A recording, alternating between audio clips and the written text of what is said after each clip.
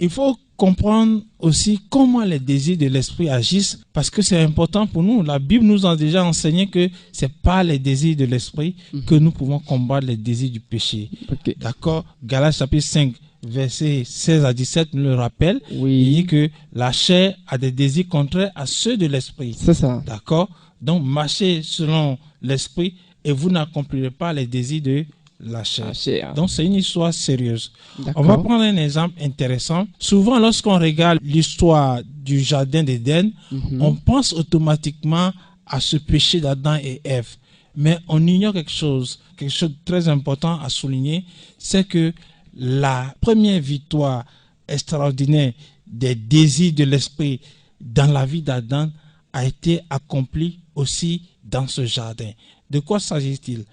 Lorsque Dieu a créé la nature, créé Adam, à ce moment précis, Dieu n'a pas créé Ève. Et Dieu a son projet de créer Ève. Il ne révèle pas le projet à Adam. C'est très important à noter. La Bible dit seulement que Dieu dit il n'est pas bon que l'homme soit seul. Je lui ferai une aide semblable à lui. Donc Dieu fait le projet de créer la femme sans mettre Adam au courant. Et qu'est-ce qu'il va faire pour susciter le désir chez Adam? Il va dire à Adam de nommer tous les animaux du jardin. Et quand Adam va exécuter cet exercice-là, en donnant des noms à ces animaux, Adam va se rendre compte que lui, il n'a pas son semblable parmi tous ces animaux-là. Du coup, le désir d'avoir son semblable est né en lui. Ça, c'est quelque chose de très important à noter. Oh oui. C'est Dieu qui avait le projet. D'accord? Dieu va se servir d'un exercice pour transmettre le désir que lui, il a à Adam. Adam va sentir le besoin.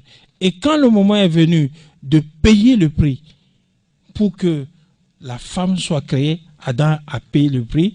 Et il a payé le prix par ce sommeil-là que Dieu a fait tomber sur lui pour pouvoir enlever une de ses côtes et créer la femme. Oui. Ça veut dire que le désir de l'esprit, c'est la matière spirituelle. Le mot n'est pas trop juste, mais c'est la matière spirituelle, je mets guillemets, sur laquelle Dieu s'appuie pour accomplir des choses importantes pour son royaume et pour notre vie.